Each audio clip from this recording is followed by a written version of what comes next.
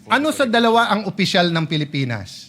Yung mag-usap tayo, magdebate, ipaglaban natin atin, pero sa simbolo ng watawat at sa simbolo ng Pangulo ng bawat bansa, cordial tayo, or ang opisyal ba natin ay umikot tayo at gumawa tayo ng mga caricature at siraan natin ang image ng presidente ng kabila?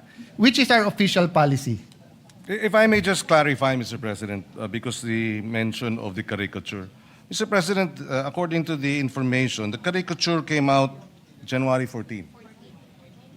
But even before that, Mr. President, I publicly came up with a statement expressing concern about the military exercises, live military exercises undertaken by China in the Taiwan Straits. That was in December. And there, Mr. President, I was called out by the Chinese embassy spokesperson saying, reminding me that I should respect the one China policy. And so the issue of Tariela cannot be isolated, Mr. President. Okay. So, and therefore, if I answer this, it is simplifying, Mr. President, the whole resolution into Tariela's statements. No, it's not, Mr. President. sa resolution nyo po kasi nakalagay dito in their performance of the official duties.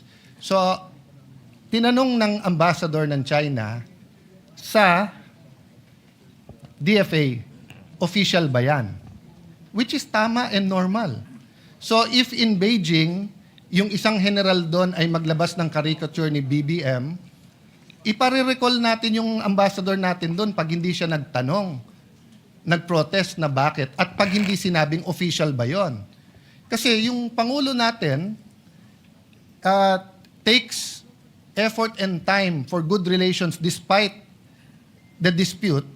Tapos yung general, naka-uniforme pa siya, on official time, will show this caricature. So my point, Mr. President, is naghahalo-halo kasi itong resolution na to kung ano tama at mali. Let's assume, I will not grant because hindi ko alam yung statements niyo, Mr. President. I have to admit that. Okay? Pero naghahalo din yung statement si Tariela. We cannot pass this resolution saying that Commodore Tariela is correct because he's wrong. If he just simply stated, I love the Philippines, I will fight for our territory, I'll fight for our sovereignty rights, I will do my duty, but sorry, dahil uminit ulo ko, nilabas ko to, pero hindi official yan. Tapos tayo. We beg to disagree, Mr. President, that Mr. Commodore Tariela is mistaken. So- we would not have put this resolution and authored it if we felt Mr. So Tariela. that's what I want to elicit. So the authors of this resolution is saying, pwede. So kung ang official ng presidente is to have certain decorum sa presidente ng China, pwede yung isang general hindi sumunod. Ang sa kanya, bastusin natin yung Pangulo Mr. ng President, isang bansa. that is his interpretation? No.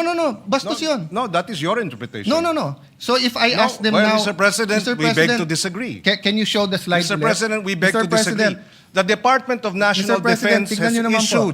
has issued a statement condemning China's remarks, Mr. No, President. we're not talking about... Mr. President, if you look at the DFA, it was also telling Tariela, but not directly. It says, It was saying, follow the decorum, Mr. President. Mr. President, kung ganyan ang stand natin, then my staff now can show a meme of you? Mr. President, Mr. President, dito ba sa... Let me ask that question. Mr. President, I am not from China. Why will they put a meme? Why will your staff put No, a it's meme not about towards me? China. It's about decorum. You're comparing apples Mr. and President, oranges, no, Mr. no. President. You are simplifying what Session is is a suspended for 1 minute. complicated na international